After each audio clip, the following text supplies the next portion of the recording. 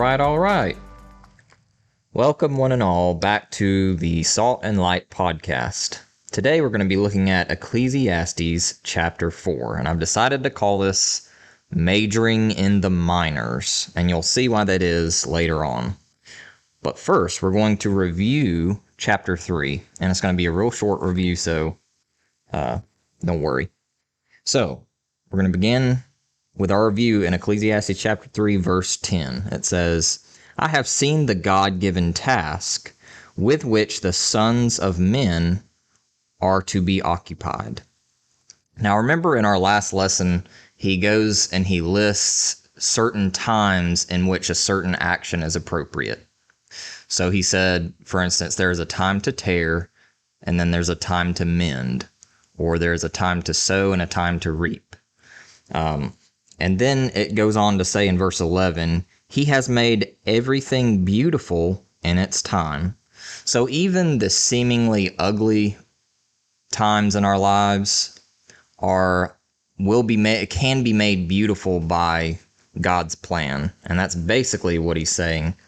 Then right after verse 11, he says this, also, he has put eternity in their hearts, except that no one can find out the work that God does from beginning to end. Now, I found this interesting because we did a study in Hebrews chapter 11 not too long ago, and that's the chapter that really goes in depth in teaching you what faith is. And I want you to notice that this is actually an Old Testament description of faith. In Hebrews chapter 11, it says, faith is the substance of things hoped for, the evidence of things not seen.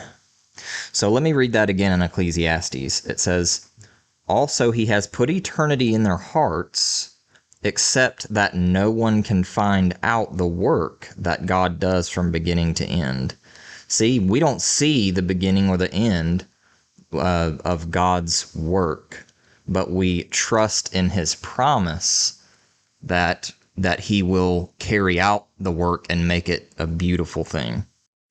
So once again, faith is the substance of things hoped for, the evidence, which would be the placement of eternity in your heart, of things not seen. No one can find out the work that God does from beginning to end. So I didn't see that the last time I read it, so I found that very interesting this go-round. All right, so he continues in chapter 3 in our review. Verse 16, he says, moreover, I saw under the sun that in the place of justice, even there was wickedness. In the place of righteousness, even there was wickedness. And what he's saying there is in this cursed world, the world values evil things much more than righteousness. And that's why Christ was put to death. And that's why the early church was persecuted. The world does not value righteousness at this moment. And at this moment, it's Satan's, he's the little g god of this world. So the majority of people value evil more than they do good. And we see this in our jobs. Some jobs aren't like this, but the majority are. But you ever heard the saying, fail upward?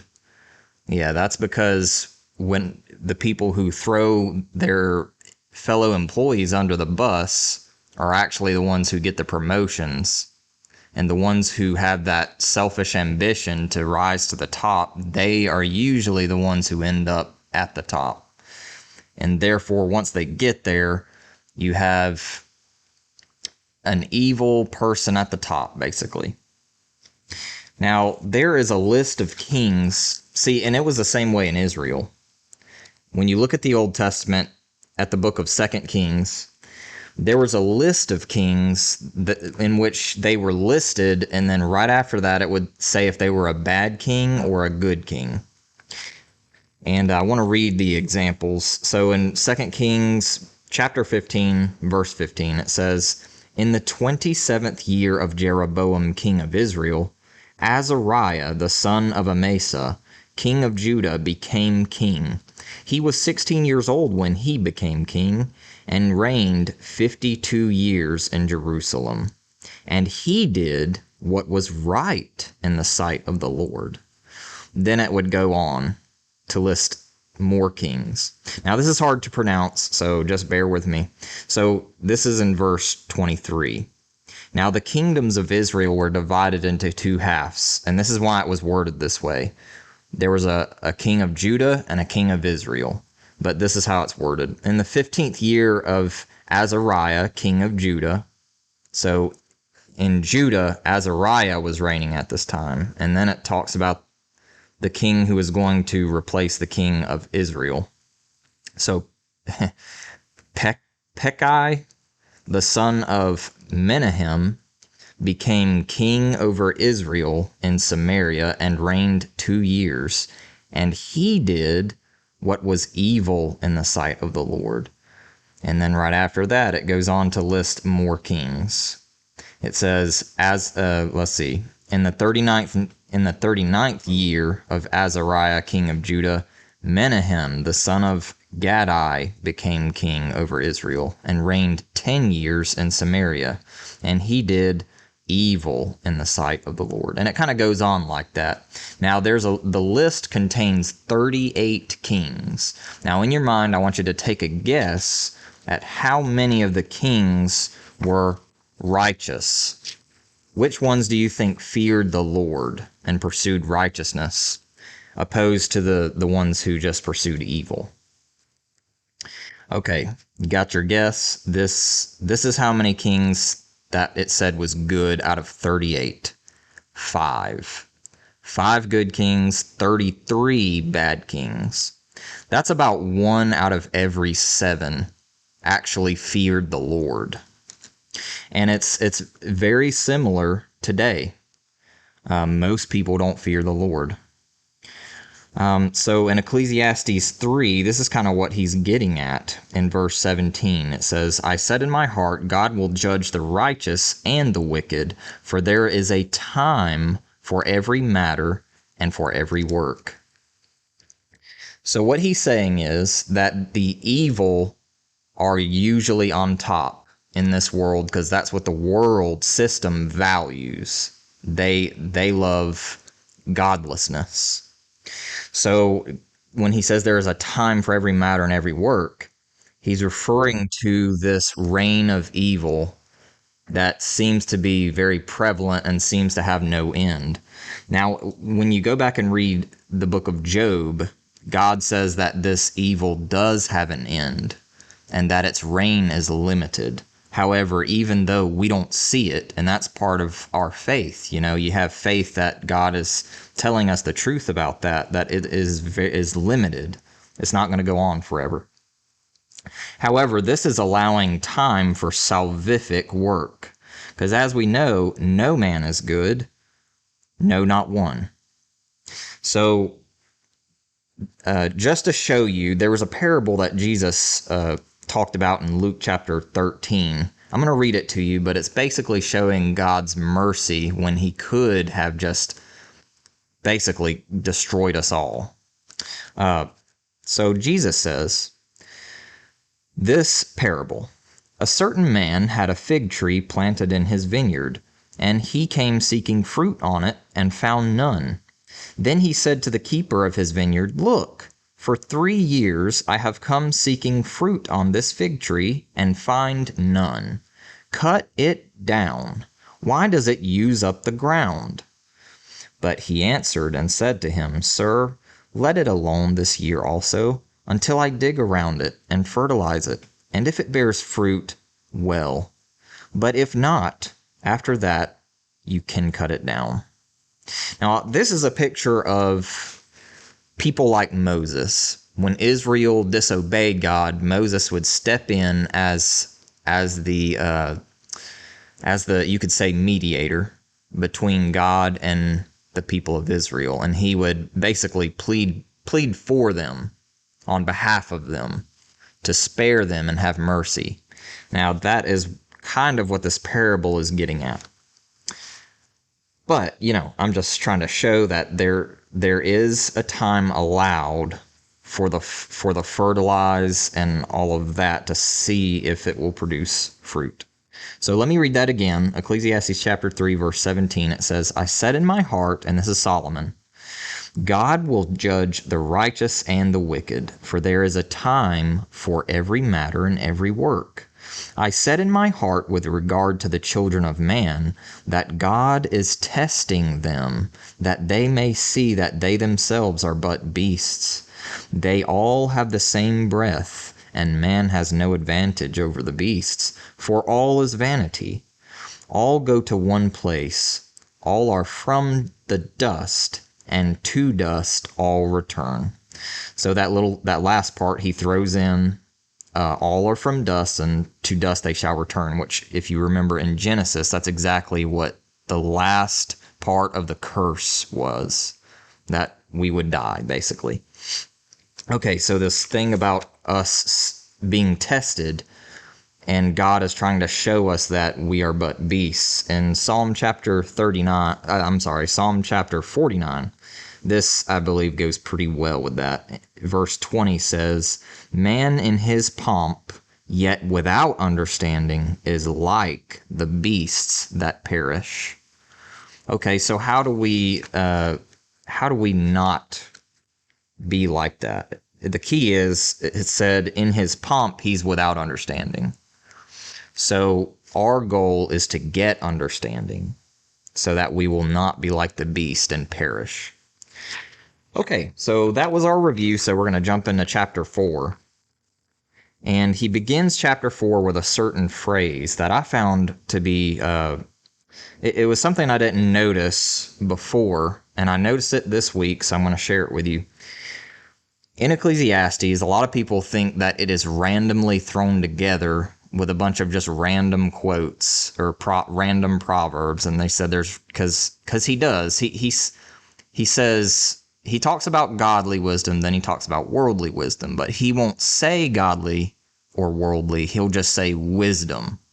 So in some instances, he'll say wisdom is vanity, but then in other instances, he says wisdom is a good thing. But the thing is, there's a transition that you don't catch if you don't read it real carefully. And I'm going to show you what the transition is. Now, when he's talking about, when he drops the little nuggets of godly wisdom in there, you'll notice it's almost like he's bringing God back into the picture in some instances, and then in other instances, he's acting like God doesn't exist at all. And there's a reason for that.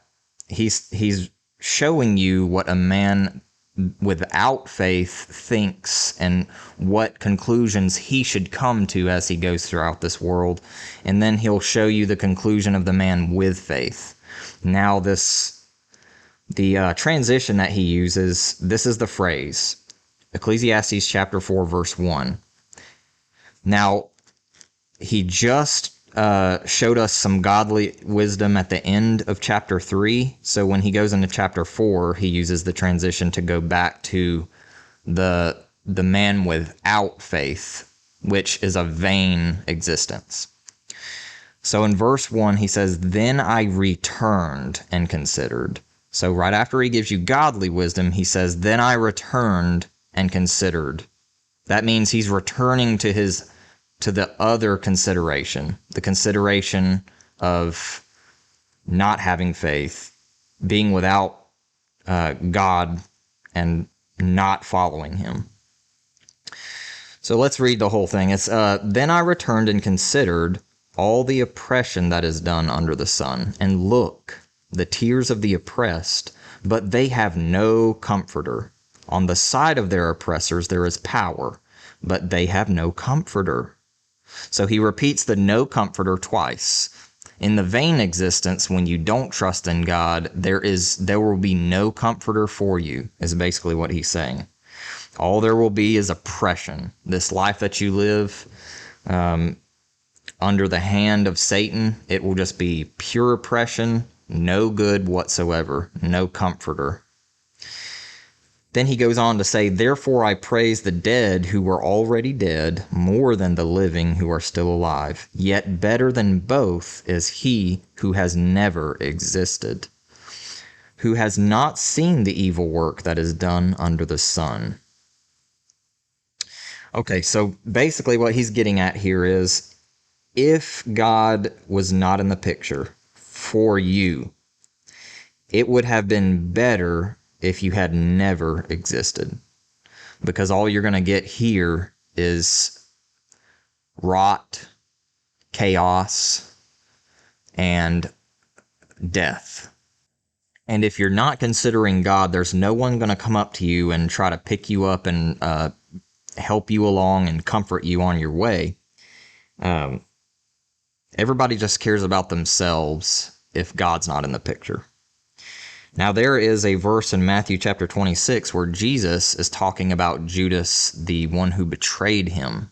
So obviously he was one that did not have faith. So let's see what he said about Judas.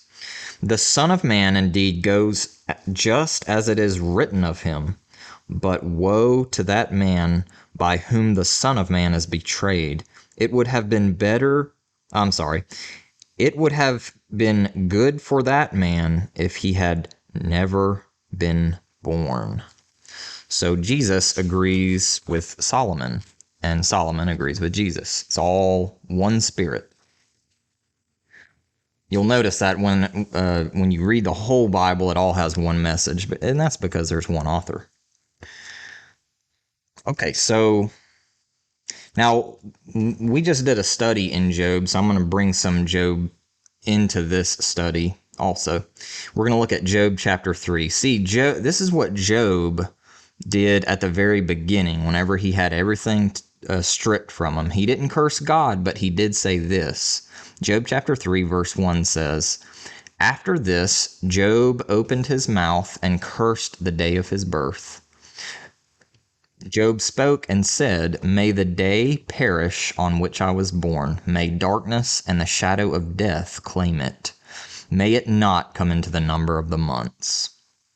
And then right after he said this, he quickly regretted what he said. He said in Job chapter 6, verse 2, "Oh, that my grief were fully weighed, and my calamity laid with it on the scales. For then it would be heavier than the sand of the sea. Therefore my words have been rash." Now what he's talking about here is he's saying his grief was so intense that he spoke things he didn't mean to say. And he's referring to when he wished he had never been born. See, a man of faith should never wish that upon himself, because then he can never be with God. Now, if you're a non-believer, that would be an excellent wish, because your destiny will be a lot worse than your existence on earth. And Solomon is basically saying here, when you're a man without faith, this wish would actually make sense. But that is why Job actually goes back on it, because he's a man of faith. Now, when Solomon says, "I returned and considered," Solomon seems to be doing kind of like a back and forth here. He goes back and forth considering God and then not. Now, if you go and read Job, it almost seems like Job does the exact same thing. He'll have a statement of faith, and he'll seem like he's, saying really good things, and then all of a sudden he'll be like, "Oh, but, this, and this."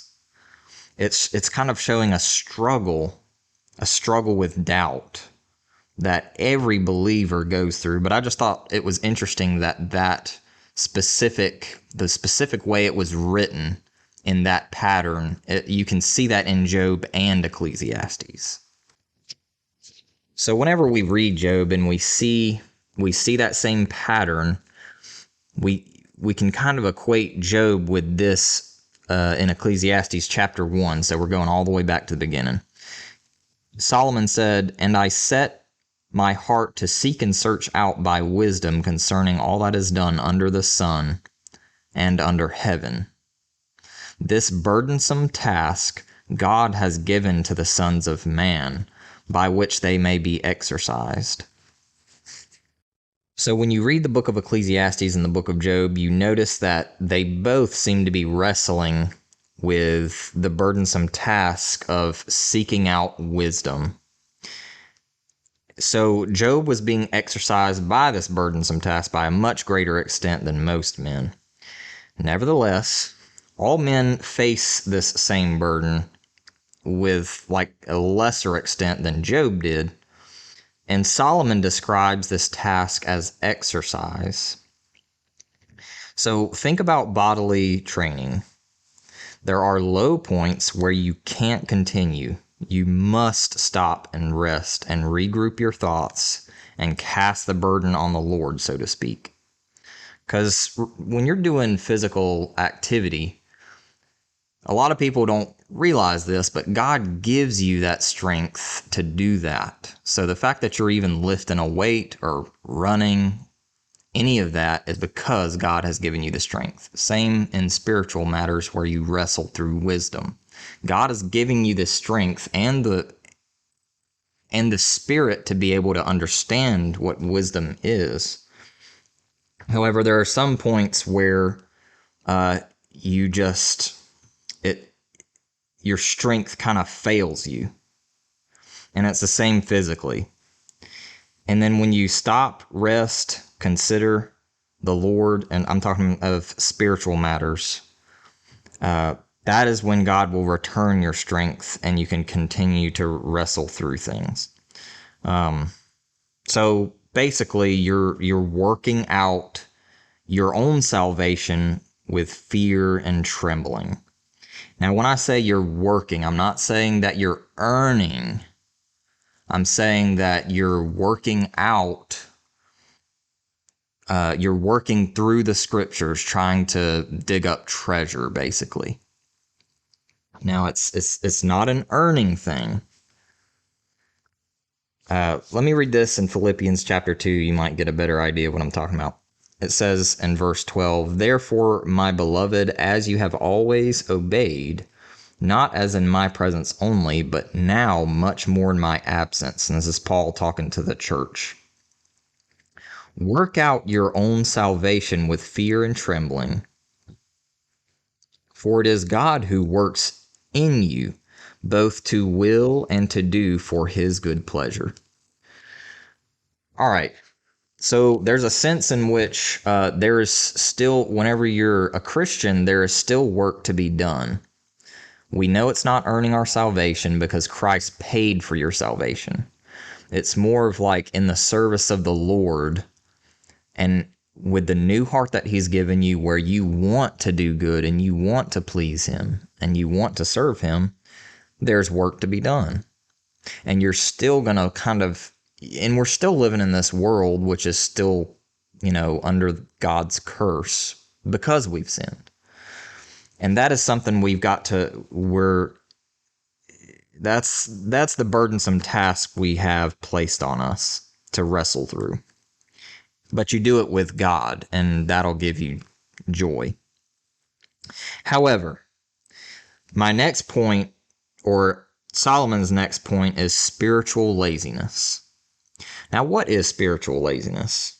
This is a hard concept to understand because, believe it or not, you can look at a guy who is physically not lazy, but spiritually he is lazy. But there's no way for us to know that. Only that person would know, and God. But let me read this because this is where he's going next. In Ecclesiastes Chapter 4, we start reading in verse 4. He says, "Again, I saw that for all toil and every skillful work, a man is envied by his neighbor." So this is another way of Solomon saying that all men race to the top for no other reason than just wanting to be better than your neighbor. A good example of this is when Christmas rolls around. I don't know if you've ever done this, but I have. I've done this. You see your neighbor's yard lit up with lights. At first, you're like, oh, well, I should put some lights up. Well, the next year, it almost becomes a competition. Like, who can have the prettiest yard? And that's kind of what he's saying here. It's like keeping up with the Joneses. If you've ever heard that before, that's kind of what he's saying. It's climbing the financial ladder, and the reason they hone these skills is just so they can have more than the next guy. And he's saying right here, well, he'll say later, but we'll just continue on. But just keep this in mind, or ask yourself this question as we go on. What is spiritual laziness? So you look at a man who is, say, the CEO of a company, and you'd be like, wow, that guy is not lazy at all. He's always on it. He is constantly working. However, this is what Christ said about that. See, we're not supposed to look at the physical appearance of things. See, Christ gives us the spiritual way of looking at it in John chapter 6, verse 27. He said, "Do not labor for the food which perishes, but for the food which endures to everlasting life, which the Son of Man will give you." Okay, so notice he said, do not labor for food that perishes. So there's one thing you're not supposed to labor for.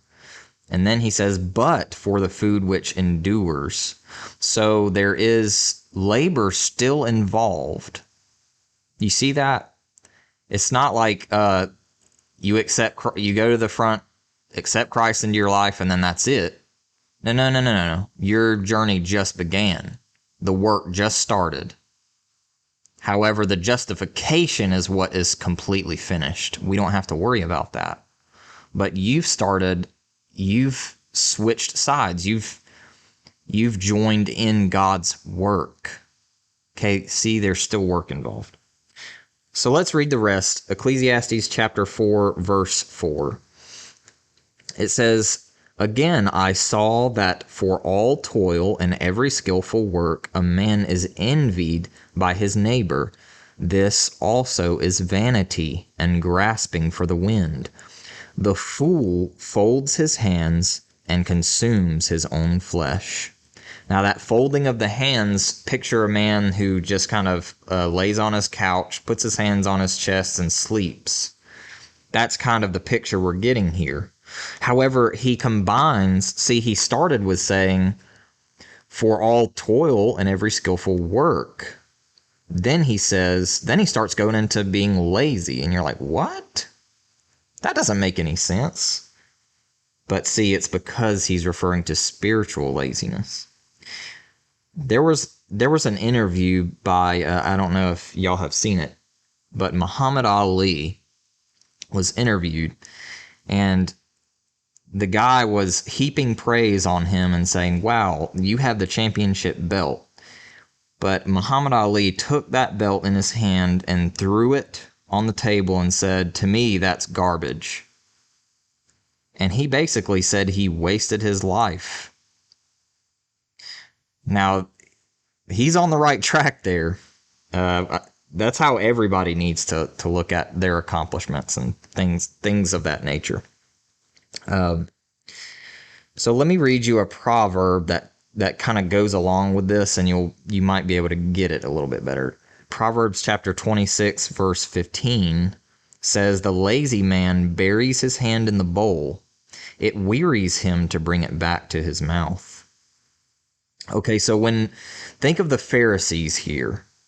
See, they were very busy doing all kinds of stuff, making sure they looked the part, making sure they washed their hands the correct way, which is not necessarily a bad thing.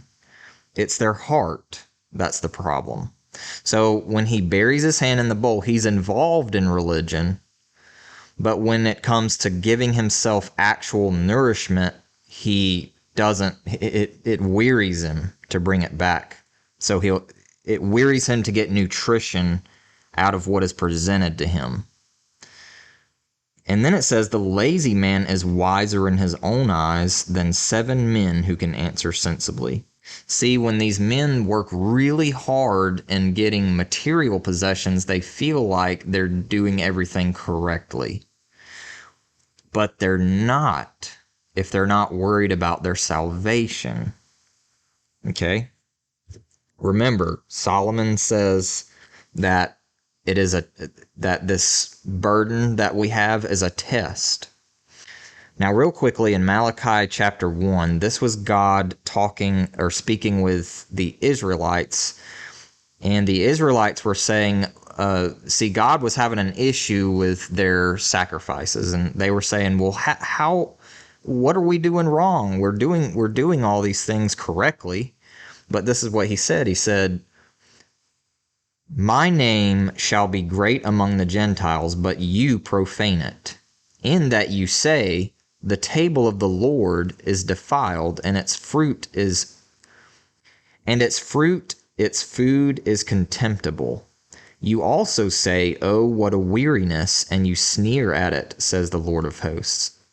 Now, see, they're saying these things in their heart. They're not saying it out loud, because the things they're saying out loud, they are shocked to think when God says he's not pleased with their works. And it's because on the inside, they're not desiring to serve the Lord. You see that? Now in Ecclesiastes, it continues on. It says, now this is where he drops godly wisdom. So he goes into saying the toil and work that men envy each other over is vanity, and it's almost like folding your hands and your flesh is just wasting away. Then he says, better a handful with quietness than both hands full together with toil and grasping for the wind.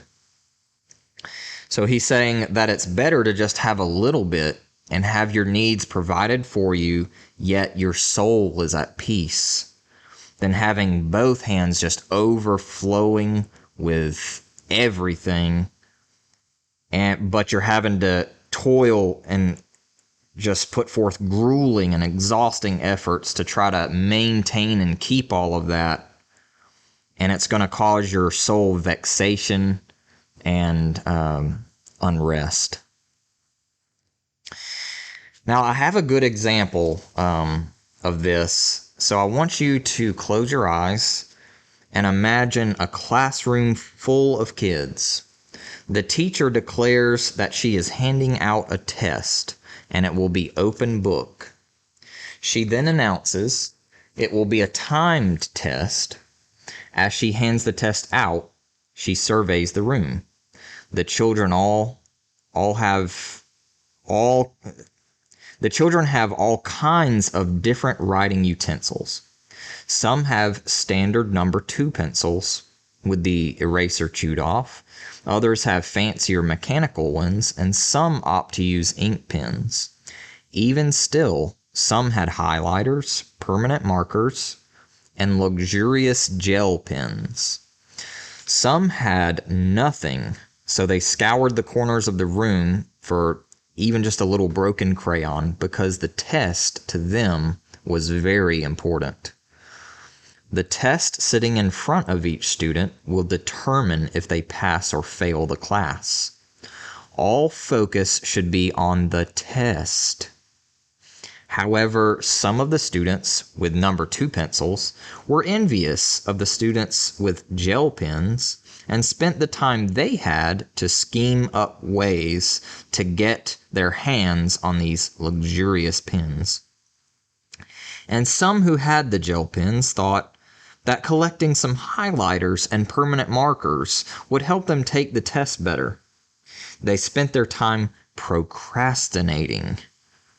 They thought these many tools would make them look as though they knew their stuff. Then there were those students who even had malice in their hearts for their classmates and sought to steal their writing utensils, so when they failed, it would make the malicious students' grades stand out more. Then the last of the students focused on the test and spent their time on what mattered. They buckled down, found all the answers, put their pens down, and were able to sleep, put their heads down, and rest the remainder of the time because they had finished and they were confident in their answers. See, the burden of the test had been lifted because they found peace in the answers. The teacher then raised her voice. 5 minutes left. The students who wasted their time began to panic, and their rest would never come unless a miracle happened. So who were the lazy students? Well, they were the ones who were bartering for these pens and trying to search out the writing utensils. Now, can you see why this is considered spiritual laziness? Because they neglected the test, the thing that actually mattered, over silly things that didn't matter. All you needed was a pencil. That's all you needed. Now in Matthew chapter 23, verse 23, this is what Jesus says to the Pharisees, which were doing this exact thing. He said, "Woe to you, scribes and Pharisees, you hypocrites! For you tithe mint and dill and cumin, and have neglected the weightier provisions of the law, justice and mercy and faithfulness. But these are things you should have done without neglecting the others." So when he says these are the things you should have done, he's talking about justice, mercy, faithfulness. Whenever he mentions justice, he's not only talking about you should treat others how you want to be treated, he's also talking about you need to realize that you're a sinner. So anytime you see justice needs to be applied rightly, it's talking about to yourself. Because we have the tendency to treat others like we're the only good guys. But that's not true. So he says, without neglecting the others. Now, was there anything necessarily wrong with having a highlighter or wrong with having a gel pen? No. God gave you those things. Okay, the point is, don't neglect the test. Okay? Don't major in the minors. Major on the majors. Okay, so after Solomon says, better a handful with quietness than both hands full together with toil and grasping for the wind, he then drops the transition. So he gives that little bit of godly wisdom, and then in verse 7 he says, "Then I returned, and I saw vanity under the sun." Okay, so after we see that, we know he's going to go back to the mind of the man that casts God away from him. So he says in verse 8, "There is one alone without companion. He has neither son nor brother, yet there is no end to all his labors, nor is his eye satisfied with riches. But he never asks, 'For whom do I toil and deprive myself of good?' This also is vanity and a grave misfortune." So what is he saying here? If you think back to our little example of the classroom, he's saying the ones who are collecting the pens never stop and ask, why am I wasting my time collecting all this stuff when all I need is a pencil? He's saying no one ever asks that.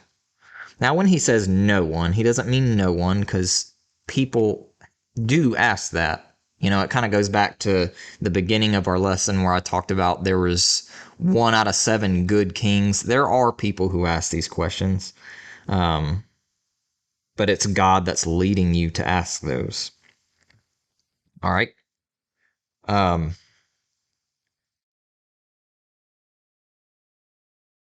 So when it says the faithless man has neither son nor brother, that makes me think of, this man doesn't have Christ in his life as his redeemer and comforter, and he doesn't have a brother, one who is in Christ with him and cares about his soul.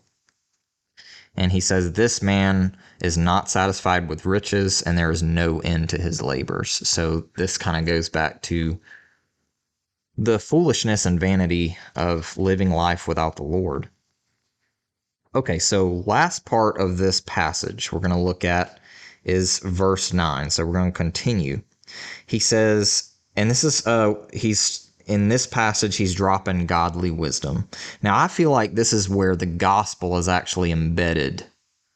Now, there's many ways to interpret Ecclesiastes. There's no specific way, because I've read a bunch of commentaries and they all say different things, and I feel like you can pull all those truths out of this text. It's not one thing in particular. Now, I'm sure Solomon did have something in particular in his mind when he wrote it, but there's a lot of parts I'm not quite sure about, but we'll work through it. Verse 9 says, "Two are better than one, because they have a good reward for their labor." Now, what does that make you think of? Does it make you think of the passage in Matthew where Jesus talks about the yoke? Take the yoke, take my yoke upon you, my burden is easy, my burden is light. And the reason I think this is because Jesus also said, none is good but God. And Solomon here seems to portray labor as if it's without God as a bad thing. So when he says two are better than one because they have a good reward for their labor, that just makes me think of Christ. Now it says in Matthew chapter 11, "Come to me, all you who labor and are heavy laden. I will give you rest. Take my yoke upon you and learn from me, for I am gentle and lowly in heart, and you will find rest for your souls." All right, so there's the important part. Jesus says, if you find me, you have found the answer to the test, and your labor will have a good reward. It won't be death and, nothing after that. You won't have everything ripped from you. You'll have a reward at the end of your life. So he continues in verse 10. Solomon does. "For if they fall, one will lift up his companion, but woe to him who is alone when he falls, for he has no one to help him up. Again, if two lie down together, they will keep warm, but how can one be warm alone?" So to kind of get a good understanding of those two things, I have some Psalms I want to read. When it talks about the one that helps him up when he falls, well, you can still kind of think about the yokes there. If you're not strong enough, God is going to pull with you. So you'll always be strong enough even when you're weak. That's the cool thing there. Okay, so when it goes to say, again, if two lie down together, they will keep warm, there's a psalm that kind of goes with this. In Psalm 147, it says, "Who can stand before his cold?" Talking about the Lord's cold. Now, earlier in that psalm, it basically says the cold would be his law. When he says to keep his law, no one can stand before those commands. So he says, who can stand before his cold? He sends out his word and melts them, and that's capital W. That would be Christ. He causes his winds to blow and his waters to flow. Okay, so I kind of feel like that goes with what Solomon says there. Two lying down to keep warm. And then in Proverbs chapter 31, it talks about the virtuous wife. And I actually feel like this is talking about a Christian. But listen to what it says about her. "She is not afraid of snow for her household, for all her household is clothed with scarlet." It's like being cleansed with the blood of Christ. And this woman cares for her household, which would be the church. So a Christian cares for his brothers and sisters. So the Christian makes sure that his brothers and sisters are clothed in the righteousness of Christ, which is attained through his blood. Okay? All right, so we continue on with what Solomon's saying, verse 12. He says, "Though one may be overpowered by another, two can withstand him, and a threefold cord is not quickly broken." Now, this is the part I wasn't quite sure about. The threefold cord could be a Trinity reference. So some people say the threefold cord could be talking about marriage. You know, your spouse, you made a covenant with God, your spouse, and you, and it's kind of like a threefold agreement. So yeah, possibly. See, I don't really know. That's a tricky one.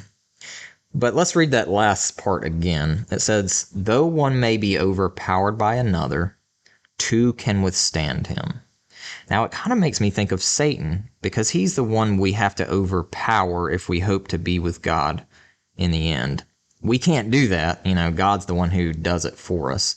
But there is a couple passages that I want to look at. One is in John chapter 16. And this was Christ, speaking about Christ. Behold, the hour is coming, indeed it has come, when you will be scattered, each to his own home, and will leave me alone. Now, he's talking about when he was in the Garden of Gethsemane, and the Jewish leaders seized him.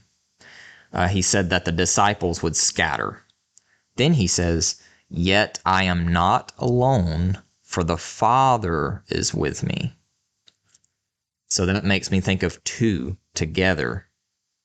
And he was able to do the will of God when the Father was with him. And then it also makes me think of Mark chapter 1, verses 12 through 13. It says, at once the Spirit sent him out into the wilderness. And I was talking about when Christ was just baptized, and the Holy Spirit came down like a dove and rested on him.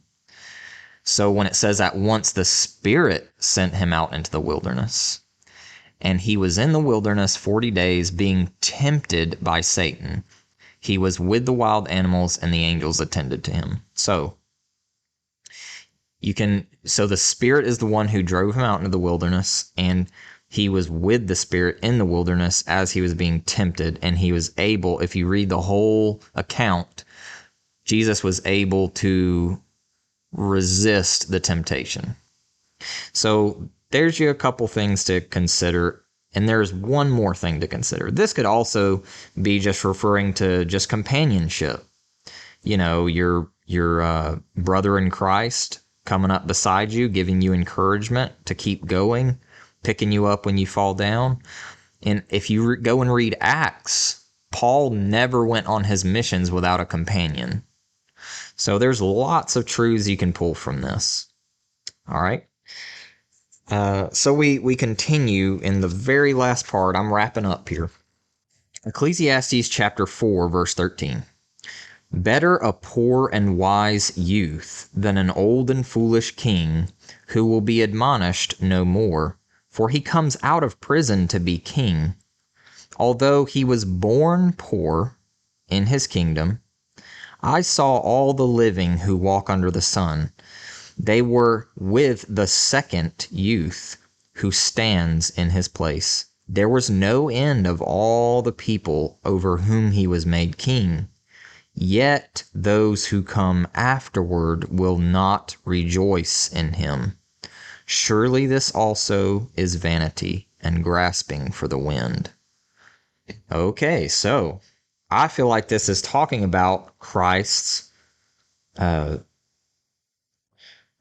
ruling and reigning after he was crucified and he was given the kingdom, basically. And I'll kind of walk through it with you and show you where I see this. So it says that he was born poor, and we know Jesus was born poor. He was born in the stable, and then he had no place to lay his head. Remember, he said all those things. And then it also says, I saw all the living who walk under the sun. They were with the second youth, who stands in the foolish king's place. Now, there is a passage in 1 Corinthians chapter 15, verse 47 that I think explains this. It says, the first man was of the earth. So the first man is of the flesh, a foolish man, made of dust. The second man is the Lord from heaven. So I find it very interesting that it's talking about this youth is the wise one, and he is the second of the two. All right, that makes me think of Christ. So then he says there was no end of all the people over whom he was made king. So that makes me think of the absolute rule and reign of Christ after his death on the cross. He put his enemies under his feet. Isaiah chapter 9 says, "For a child is born to us, a son is given, and the government will be on his shoulders. His name will be called Wonderful Counselor, Mighty God, Everlasting Father, Prince of Peace. Of the increase of his government and of peace there shall be no end." So similar wording there. It makes me think, are these two things related? All right. Now, this key part at the end here, it says, "Yet those who come afterward will not rejoice in him."